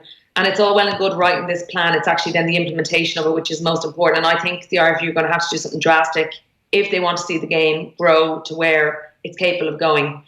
So we have to hold out now till September to see what's actually going to happen and then the implementation of it. But I fully agree with the reasoning behind turning down the tour, and I never actually had an issue with it. It was just a lack of transparency around it when they came out and said it doesn't fit our plan. Well, when no one knows what the plan is. Yeah, and I mean, it will be interesting in September when the results of that report come out. I think we're all interested to see what's going to go on there. You talk about, like, he speaks about the growth of the game domestically. You've used the term there that something will have to happen drastically to turn this thing around. Like, what is that? Like, there is going to have to be an investment of money and resources at grassroots level. We need clubs to take responsibility. It can't be just one person in a club setting up a girls' or a women's section, and then if they leave after 2 years, it falls apart. So it has to be ingrained in the club, and unfortunately, that's going to have to come from the top. That they stipulated under whatever rules, or whether it be financial reimbursement for having a women's team and ensuring the standard of coaching then coming through. A lot of the time, it's the women are off to find their own coach. It's never the director of rugby in the club, so it's always kind of separate, which is a failing, and the women's side is separate. It has to be totally ingrained in the club if we want to see it grow at grassroots level. Are you expecting, I mean, we can't really preempt exactly what's going to be in the report, but are you expecting to be, we can all point out the problems, obviously, it's the solutions part of it that's the key. Are you expecting that we will see solutions and an actual sort of timeline of a plan out of that report? Yeah, I do. I think they'll have taken. I would love to see them publish the review to know what the exact problems that they found, which I don't believe is going to happen. So it's hard to know. Obviously, we know what the problems are, but what they found from the review, it would be nice if they published that, and then we could see the improvements based on that coming into the strategy. But unfortunately, that isn't going to happen. Like, I don't believe there's anyone sitting at the top table not wanting to see this improve. I just don't think there's anyone sitting there really advocating it, and I think that's an issue. Yeah, I think we can all get behind that. Fiona Coughlan, thanks a million for taking the call. Cheers. Thanks a lot. Fiona Coughlan, former Ireland captain, on the line there discussing all things Test rugby tomorrow, and obviously on the women's team as well, so we shall see how all that unfolds. I do want to let you know as well, by the way, that there is a pretty incredible offer available at offtheball.com/Boyle Sports Rugby. If you want to get involved with this one, it's an exclusive to Off the Ball. It's for new account members. It's 50-1 for Ireland to beat Australia in the final test tomorrow. 50-1. I think it's a €1 maximum bet. It's pretty good. It's up there with the 33-1 about England to beat Panama in the World Cup on Sunday, which, I mean, is pretty much free money. Yeah, it is to a certain extent. Like, I mean, you kind of get a little bit nervous about England occasionally. Really? Come on now. Not to beat Panama though. Oh well, you know, sorry. There's nothing to back up my nervousness around England. Not to beat Panama. England are going to beat Panama. There's. I would say there is no question about it, but there is a little bit of a question. Not much of a question, I think. You know, the possibility of a 0-0 draw is not very real, but it's the Captain Kane. Owen, come on, the headlines are written already here. Oh yes, of course. I forgot about Captain Kane. Well, if Captain Kane is there, then of course England are going to win. There's no question about that. Neil Keegan on Facebook says, at points in the game, the number on the back row jerseys won't matter. I think that's pretty valid. Hello from Ger Moore on Facebook this morning. How are you going, Ger? And hello from William O'Brien as well. How's it going, William? And very welcome along to OTB AM on this Friday morning. We're going to discuss the Ulster football final in the company of Eamon McGee very shortly, but before all of that, something crossed our radar yesterday that we quite enjoyed, so we wanted to bring it your direction. It's a bit of fun from Irish Rugby over on YouTube. It turns out Micheál Hertig has actually made the trip down under. I'm here with the great Ty Kennelly. How are you? You're looking in great shape. You've cut the hair. It's been a while since I saw you. Of course, you were back home in 2009 to win in All-Ireland. You were here in 99 as a rookie. Played your first game in 2001. I remember it well. A fine day. You're here now as a coach. Are you enjoying it? I'm loving it, Micheál. You know, my beloved Kerry man here. It's great to have you and welcome you to Sydney, boy. I'm very proud of you, so we are in Kerry. You were looking at our game, the Irish game versus the Australians against Melbourne last week. You studied it closely. You said inside, who for you played well for Ireland? Geez, I don't know. They all played well. It was a team effort, wasn't it, in the weekend? You know, particularly liked Rob Kearney, you said to me. Of course I did. So isn't he a great player? Isn't he the star of the team now? He's the eldest man of the team now. Is he the eldest? Is he the old fella? Is he the grandfather? And the best looking, they often say. I like the grey hairs, all right, the old grey mare. I think, to be fair to Ty Kennelly, he likes any hair, I think is the point there, given the how phallically challenged he is. Yeah, you watched the whole thing? Yes, of course. About 10 times. Yeah. It was a beautiful impression from pretty good, isn't it? Fuller, yeah. He's the former Kerry football physio. Which I didn't know, actually, until you told me about that. Yeah. It's Man of many talents. A big step These down. These Kerry boys, it's like, you know, they don't come with just one string to your bow. I wonder what happened that he had to take such a career step back to the Irish national rugby team. You know, obviously after reaching the pinnacle of Kerry GAA. So all these like Kerry boys, you know, the John B. Keanes of this world, you know, there seems to be this artistic thing flowing through Kerry people generally. Is that true? Well, except for me, really, to be honest. Well, I was going to ask you what the extra... Oh, you're a stand-up comedian? Yeah. You are actually a stand-up... I don't know if viewers are aware of that. I'm not. When was the last time you did a stand-up comedy set? I don't know. When was the last time you did one, Adrian? I did one at Vicar Street before our show there last month. You did actually, yeah. How did that go? It was good, yeah.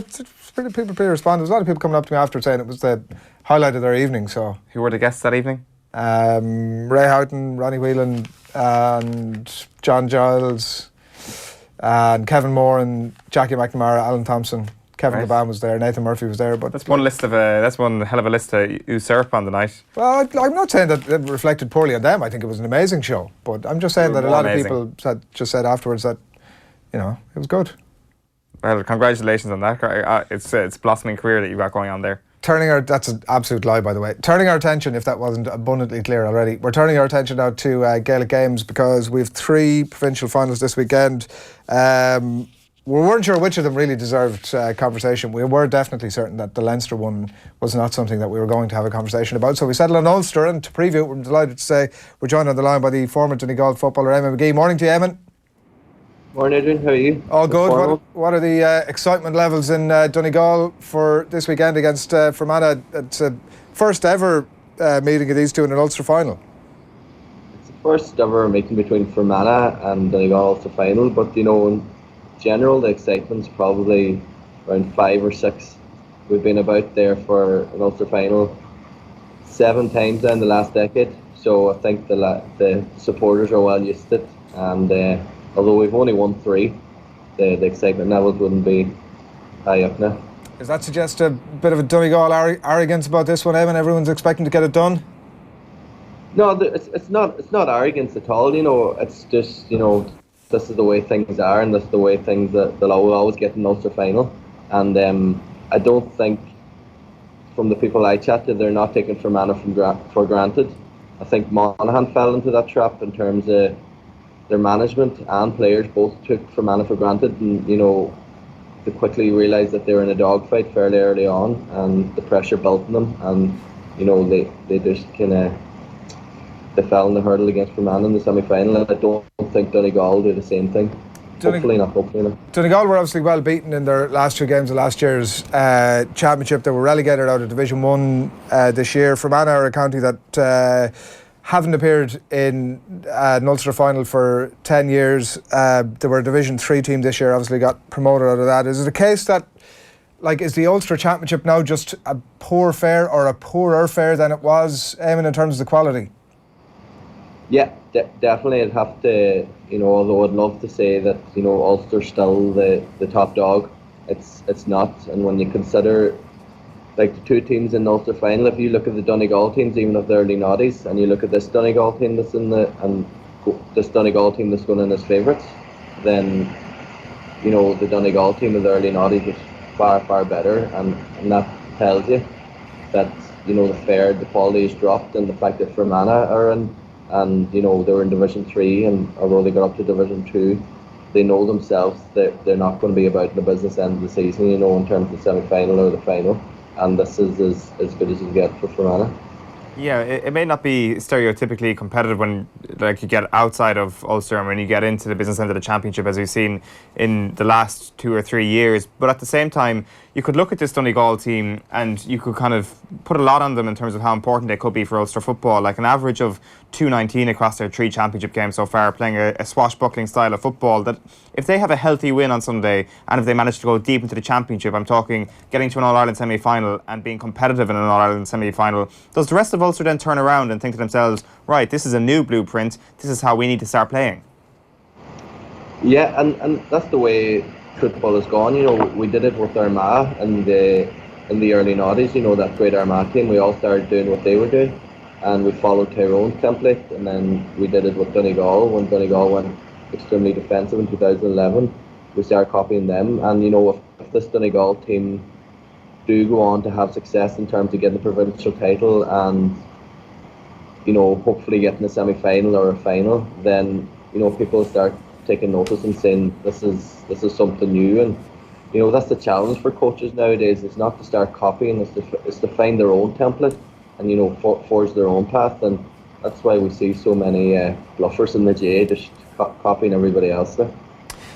Enda McGinley was on with us last night, Eamon, and he was talking about Rory's capacity to sort of be a bit chippy and maybe to rile up players to a certain degree. And obviously he's got Ricey alongside him as well, so I'm sure there's no shortage of that regard. Is that the Rory that rings true for you? Yeah, I think, you know, I had this discussion yesterday with someone. I think Rory and Ricey, they both come from that school that there's plenty of time to make friends outside of the field and away from the playing days. I think I was chatting to Ash McConville there, and he says within the last 8 to 9 months, you know, Fermanagh have developed you know, a nasty side, and they've revelled in that role.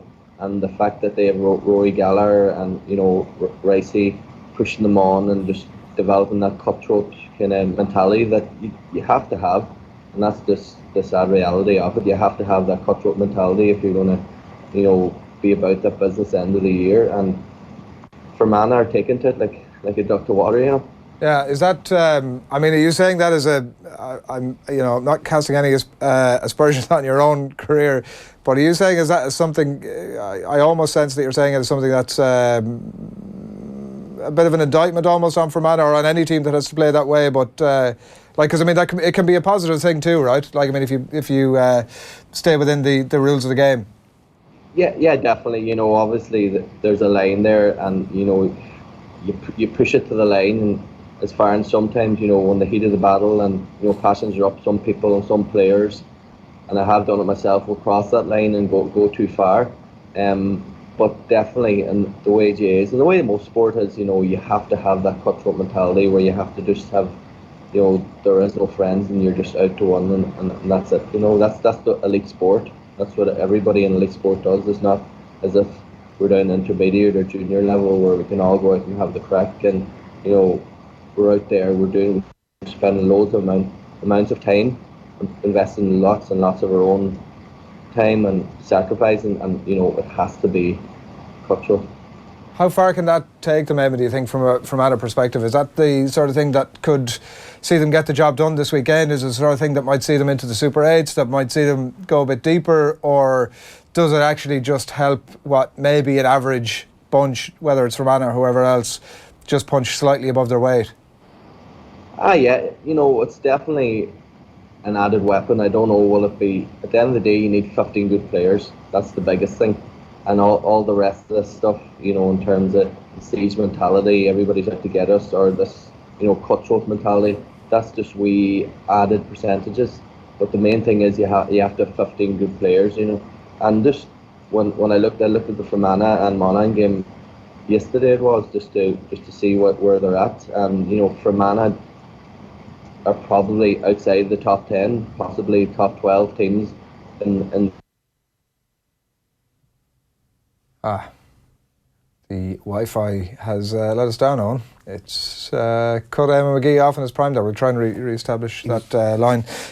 In the meantime, we said we weren't going to talk very much about the other. We're not talking about the Leinster final for sure. Why not?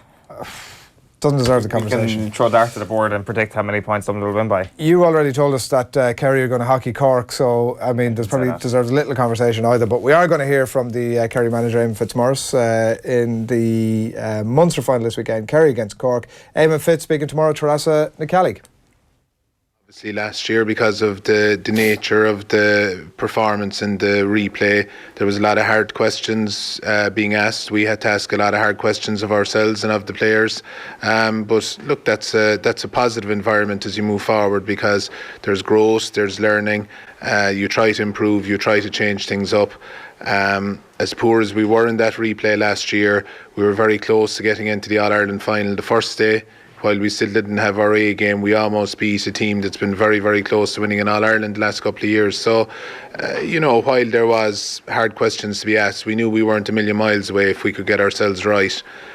So that's one of the big things, is that you just have to, regardless what preparation goes on in the background in preparation for a big game, you have to perform on the day. And we didn't perform the end of last August, but we're hoping for the Munster final now that there's a big performance in us again. Yeah, the old cute Kerry horism there at full play, you know, they're sort of... Look, Cork will probably be favourites for it, but we might get in under the radar. He literally didn't say that. He literally did not say that Cork might be favourites. That's what I hear. That's when I hear the Kerry accent, I hear all sorts of things, that subliminal messages and all that sort of stuff. Eamon McGee is back on the line. Eamon, you were cut off in your prime there. There's a couple of things we wanted to get to before we let you off. One of them being Michael Murphy, and the idea that maybe we might be seeing something slightly different from Michael Murphy this year. Like he obviously is one of those players who has that sort of Joe Canning capacity, that if he's not feeling involved enough, he will come out the field either by design or by choice on the hoof or whatever it might be. Are we seeing something slightly different from him this year, in that he's maybe tended to stay forward a little bit more? Yeah, you know, Michael tends to, the ideal situation, and I think everybody in Donegal's agreement, that you would like to see Michael Murphy and Paddy McBrearty on the edge of the square, you know, in a forward position, and that's where he should be doing his best work. But just Michael's so good, and he's just so good in the ball, and he always makes the right calls, that he inevitably finds himself out around the middle of the park.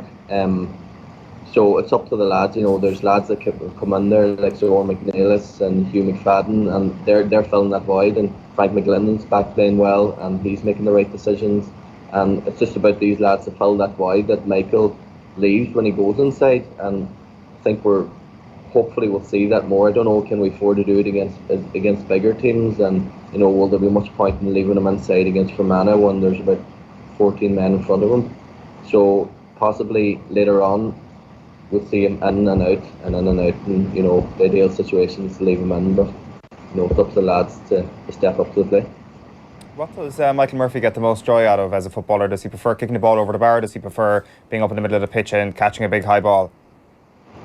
Michael is just like one of them lazy forwards. Whatever position he does the less work, he just wants to be, and that's nearest the goal. Like, I've given out to Michael since he came into the squad. He couldn't tackle, he had no work rate, and it was just a general GA forward. And you know, he's completely changed it. He puts in a massive shift every game he plays in, and he just puts his body in the line, and you know, that's just a seismic change in attitude that he's had over the last few years. He's a total leader, but he just loves to be in about the goal. He just loves, because he's such an eye for goal, and that's his natural position. And hopefully, you know, when the lads do step up, that he can finish off his last few years in Donegal playing it inside and full forward. When did that attitude change, Eamon? Was it? I presume it was prior to 2012. Yeah, I think the big one for Michael is that he played under 21 with Jim McGuinness, and you know, Jim gave him a role as a leader, as a captain. And obviously Michael has always had unbelievable ability and unbelievable talent. There was no question about it. But Jim gave him the reins, and you know, he just took it, and he was like he was talking in the dressing room. And you know, the Michael Murphy that was before the Jim McGuinness under 21 team and the Michael Murphy that was after were two totally different players in terms of what they brought to the dressing room, and you know, in terms of leadership. And you know, Michael, he's always looking at clips of games and other sports to get this extra edge, and that all comes from that under 21, that development years on under 21 with John McGuinness. A quick word on the Donegal defence, Eamon. I know Neil is obviously out this weekend. In terms of potential vulnerabilities that we might have seen over the games so far, and while obviously that may not be the most significant issue this weekend, but going down the track, are you seeing anything there that causes you pause for thought? Yeah, definitely. It's no secret Donegal are conceding a lot, and you know, at times during the league and even at times during the championship, that you could nearly get a double-decker bus down the middle of the defence. And you know, that's why Neil is such a loss, because if Rory's looking at Donegal and he's thinking, where can we get at Donegal, then it's going to be, you know, there's the Quigleys are knocking about there, you know, put them on the edge of the square, and you know, they don't have as big a presence without Neil. going forward, I think we definitely need to have a better defensive structure, and we just cannot go flip the thing completely from where we were to where we're going now. And I think that it's just too much space, and we need to just work. Maybe that's the thing for next year, and that's what Declan's working on this year, and just playing a more expansive style of play, and that'll be the box that we tick next year in terms of getting a defensive structure, because people forget that we were so defensive in 2011 under Jim, and the box we ticked the following year, 2012, was that we were very, very good going forward, and we realised that's something we have to do. We couldn't do the two things in the one season, so we had to become competitive, concede as less scores as possible, and then the following year, we added a kicking game, we had the running game, and I think people forget that we were very good offensively in 2012 and the years after. Has Arlene Foster decided if she's going yet? I don't know. It's there's a lot of hassle about flags now. I just couldn't be bothered with it now. Just when I see something about Arlene and is she going to the game, or there's any Northern Ireland politician going to the game, you just tend to switch off now. But she probably could do worse. And I think Fermanagh and the DUP have kind of a media ban. The DUP fine anybody that talks to the media outside of protocols. So I think they have something in common anyway. What was the hassle about the flags? Just in terms of flags, what flags are flown, and Fermanagh flags in Fermanagh, and the Fermanagh flags are being taken down in some areas, and right. It's just it's tiresome. Yeah. I hear you. They could also do with maybe sort of putting their heads to the block with other more significant issues up there. Eamon, thanks a million for taking the call this morning. Always a pleasure. Cheers, Eamon. Thanks so much. See you later. Cheers. Eamon McGee on the line there from Donegal, head of the game that weekend. I didn't ask him who he thought was going to win it. I think it's getting a prediction from somebody who's from a particular county, whose brother is still playing there, and who clearly over the course of the conversation I think is saying that Donegal are getting it done. That's the way he's headed with that. I think everybody's kind of hoping that Fermanagh win it, right? Like that's. I'm not sure about that. I don't think so. I think the neutral wants Donegal to win this. The neutral wants Donegal versus Dublin in Croke Park in 3 weeks' time, and that's what will happen if Donegal win on Sunday. We've seen Fermanagh go up against Dublin in a quarter-final, and they celebrated wildly after Sean Quigley pushed Stephen Cluxton over the line.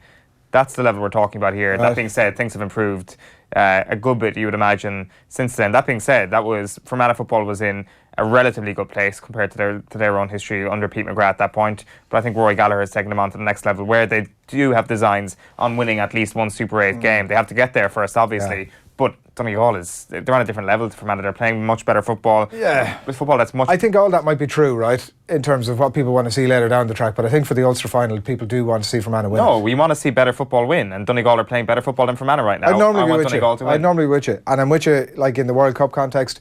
I've had enough now of the little upsets and all that sort of stuff. I want to see the best teams progress to the later stages of the World Cup. I don't want to see Greece winning the Euros. Like, I've no interest in that whatsoever. I want to see the best teams competing in the you want to see Fermanagh win their first Anglo But from Fermanagh point of view, I do want to see them win that. I do, now that they've got there, I do want to see them win it. Like, I'd rather see Donegal Tyrone final, but now that it's Donegal Fermanagh, I'm behind Fermanagh, yeah. I take your point and I disagree wholeheartedly with it. We'd comment in last night on Twitter from Ronan Todd, who was reacting to Andy McGinley's piece with Nathan last night about the Ulster final. He says, blow it up all you like, but it's going to be absolutely crap football where the manager is the highlight, which suits them both, but not the paying viewing public. Absolute garbage being served up again this summer. So it's a pretty cutting Ronan Todd on the Twitter machine last night. It was in relation to Andy McGinley's general preview of the Ulster final. Yeah, well, it has just been kind of a matter of just sitting around kind of twiddling your thumbs saying, right, what time does the Super 8 roll around? That's kind of what this summer of football has been so far. So what you're saying is just scrap the provincial stuff altogether and just get on with it? Well, that would be ideal, wouldn't it? Yeah. But maybe not really much. I don't know. I think even the hurling championship kind of proves how pointless the provincial championships are. Yeah. So in a weird way, and what I mean by this is that the most important thing about those provincial championships, the biggest storylines we've had, are the fact that Waterford and Tipperary have got knocked out of Munster. It has nothing to do with the fact that Clare or Cork are going to win Munster. That's true. It's about who doesn't progress to the latter stages. And despite the fact that the provincial championships in their own right, because of the format, have both been sensationally good, it still diminishes the importance of the provincial championship, because your modus operandus is get out of the group. Just survive. Don't become a Waterford or Tipperary who finish in the bottom two. And I think in a way that sums up everybody's disdain for the provincial championships. Of course, when it comes to Clare, they're not going to complain, or if it was Limerick in the final, about winning a Munster championship. And Munster hurling is in a unique position in that way, and it's potentially a bad example. But I think football can turn around and look at the format they put into place and say, let's do that, but without the geographical boundaries. Let's do that on a tier-by-tier basis. Yeah, I'm going to do something that I rarely do, and I'm going to agree with you, Owen, right there. That's a good point. My work is done. I'm going to take off my mic now and just call it a day. OTB AM is live with Screwfix.ie, championing the trade with a choice of over 20,000 quality trade products. OTB AM, that's pretty much it for us for this morning. Owen is not going to see Ed Sheeran this weekend. He is going to take in Kerry. I don't know where the Ed Sheeran tour is at. I really couldn't. It's probably in Spain or Berlin, Hamburg maybe. Hopefully it's just over. Could be in Hamburg. Doesn't come back. You didn't enjoy the first shout out, so you're sort of... You didn't enjoy the You didn't enjoy your experience of it, so you're now... I didn't go, Adrian. Stop Was that not what you... I thought did you not ditch out a Kerry game to go and see Ed Sheeran? Was that not the whole... No, I didn't go to see Ed Sheeran. Like, stop tarring me with this awful... That's libelous. That is libel right there. The major defensive libel is truth, of course, and that's... You better lawyer up, Adrian Barry, because I'm suing you for... Are you working at the Kerry game this weekend, or are you just down on the Jamboree? They're in leisure, yeah. All right, very good, very good. Well, look, enjoy that, and hope all goes well for you. I hope so too. I hope it's a Kerry win in the bag. You will be back on our screens at 12 o'clock today, the earlier time at 12 o'clock for World Cup Daily. You can see it there. We put so much investment in it. We did up a graphic for you, and it's got Owen Shane on there, and John Duggan and Kevin Gaban as well. Anything else that you want to convince people to stop by and... Well, it's Nathan Murphy this afternoon who's joining us, who may... No, but reasons to tune in. Well, Nathan's going to do a thing where he's going to rank the pundits so far in World Cup 2018. Right. So it's a pundit ranking other pundits. I did pay some attention to your conversation yesterday about World Cup jerseys, and absolutely can't understand how you didn't draw the natural conclusion that the Japan blue jersey is clearly the nicest jersey in the World Cup. It's a nice jersey, but to say anything is clearly the nicest. There was some absolute guff being spoken yesterday about some of those. The Nigeria jersey is manky. You were suggesting the Tunisia jersey? Is that the one? Which one were you suggesting with the... Colombia with the three... Horrible. It's disgusting looking. It's delicious. It's absolutely gorgeous. It's far from delicious. The Japan away jersey is clearly, and it is, I will have no debate about it, clearly the nicest jersey at the World Cup. Okay, well, I'm just going to stop talking then if you're going to have no debate about it. If you're not going to engage in a sensible adult conversation about which is the nicest jersey. There is no conversation to be had, is my point. It's just very clearly the nicest jersey that's at the World Cup. It's a nice jersey, okay, but there's no need to double down on it. But I wouldn't mind if you were actually throwing in a few nice jerseys by way of having some sort of a, as you say, adult discussion about it. I can't think of Peru off the top of my head. Well, if you know your jerseys, you'll know the Peruvian jersey, and it is gorgeous. Well, okay, so at least we might be starting to talk about a sense, like the Nigerian jersey is disgusting. But I never said it was nice. I said it was Colombian overrated. jersey is also horrible. It's not horrible. It is factually beautiful.